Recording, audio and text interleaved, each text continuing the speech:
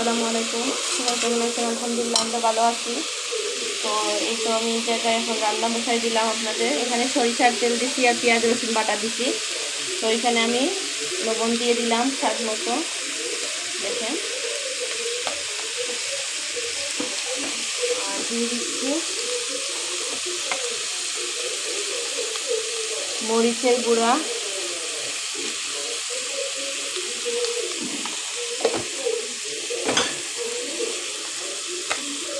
দিয়ে দিচ্ছি হলুদ গুঁড়া,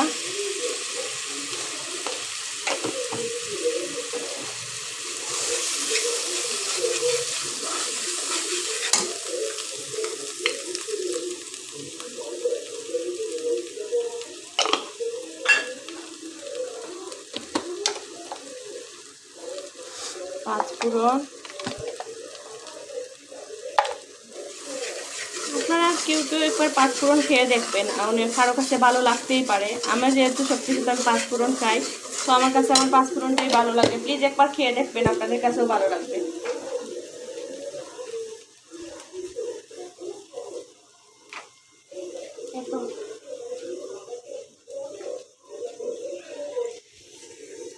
এই তো এখানে আমি আলু ছোটো ছোটো আলু কেটে নিছি, আলু দিয়ে রান্না করব। এখানে আইড় মাছ আছে, আইড় মাছ রান্না করব। আপনারা দেখেন আইড় মাছ কেটে রাখছি।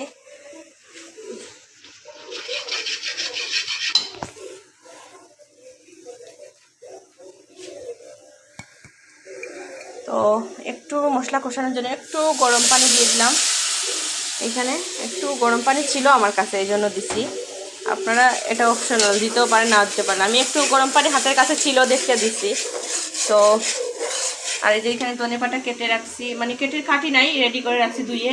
আর এখানে আইড় মাছ 2 পিস রাখছি। আমার ছেলে মেয়ে দুজনকে 2 পিস ভাজি করে দিব। ওরা আবার নাও খেতে পারে, মানে আলু মাছ নাও খেতে পারে, এই জন্য ওদের জন্য মাছ রাখলাম, ফ্রাই করে দিব। এ তোমার মশলা কষানো হয়ে গেছে। তো আমি এখানে আলুগুলো দিয়ে দিচ্ছি, আলু কাঁচামরিচ একসাথে দিয়ে দিচ্ছি। এই শীতকাল আসছে, অনেক মজার মজার খাবার সবজিগুলো পাওয়া যাবে। আমি ইচ্ছা করে আইড় মাছ দিয়ে আলু খেতে ইচ্ছা করতেছি, ছোটো ছোটো আলু, তাই এই ছোটো আলুগুলো কেটে নিলাম। তো শীতকালে ভালো লাগে টমেটো দিয়ে রান্না করলে, খুব স্বাদ লাগে। তো আজকে আমার বাসায় টমেটো নাই যেহেতু, তো যেইভাবে রান্না করতেছি আলহামদুলিল্লাহ অনেক মজা হবে। কারণ আমার তো রান্না প্রতিদিনই করি, মানে যেভাবে রান্না করি। আমার ছেলে মেয়ে তো আমার রান্না দেখে, আমার রান্না খেয়ে আমাকে বলে, মাম্মা তোমার হাতে জাদু আছে, মাম্মা তুমি অনেক মজা করে রান্না করো। আলহামদুলিল্লাহ আমার স্বামী সন্তানরা আমার রান্না পছন্দ করে। এটাইতেই আমি আল্লাহর কাছে শুকরিয়া আদায় করি যে ওদেরকে যে আমি খুশি রাখতে পারতেছি, এটাই।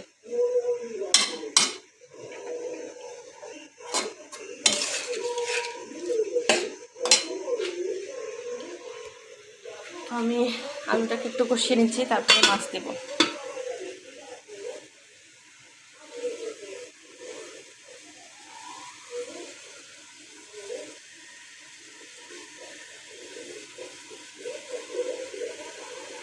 এখন আমি আলুটাকে কষিয়ে নিলাম, দেখেন উপরে তেল ভেসে গেছে, তার মানে কষানো হয়ে গেছে।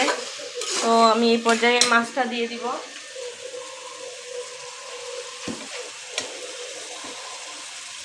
আর মাছগুলোকে ধুয়ে পরিষ্কার করে একদম রেখে দিছি আমি। একটু মাছটা দিয়ে দিলাম, একদম ফ্রেশ মাছ ছিল, তো তাই আমি ইয়ে করে দিলাম।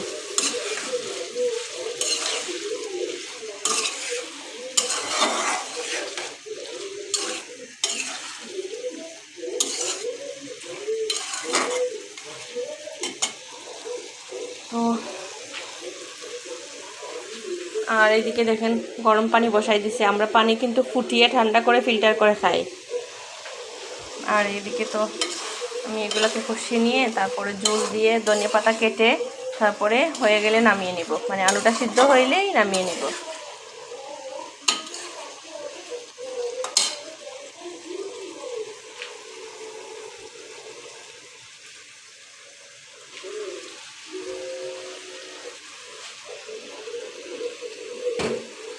তো তো আপনাদের কাছে একটাই অনুরোধ, প্লিজ আমার চ্যানেলটিকে সাবস্ক্রাইব করবেন, লাইক কমেন্ট করবেন, সবার কাছে শেয়ার করে দিবেন, ফেসবুকে সবাই ফলো দিয়ে রাখবেন। সবার কাছে একটাই অনুরোধ রইল, সবার কাছে শেয়ার করে দিলে সবাই আমার চ্যানেলটিকে সাবস্ক্রাইব করবে, লাইক কমেন্ট করবে। আমিও আপনাদের পাশে, আপনাদের সবার পাশে আছি আল্লাহর রহমতে। আল্লাহ আপনাদের সবাইকে ভালো রাখুক, সুস্থ রাখুক, এই দোয়াই করি। আমার জন্য একটু সাহায্য করবেন আপনারা আমাকে ভিডিওর মাধ্যমে। তো প্লিজ আপনারা দেখতে থাকেন। তো আমি এখানে আলু মাছটা কষাই নিছি, আমি কিন্তু ঝুল দিয়ে ধনিয়া পাতা দিয়ে তারপরে নামিয়ে নিব, আপনারা দেখতে থাকেন।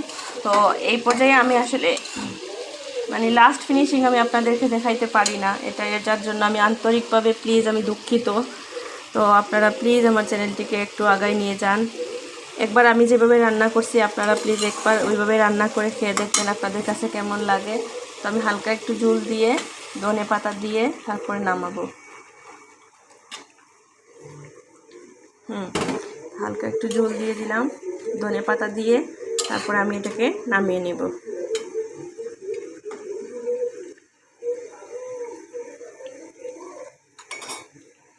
দেখতে পাচ্ছেন আমার তরকারি কালারটা কেমন আসছে।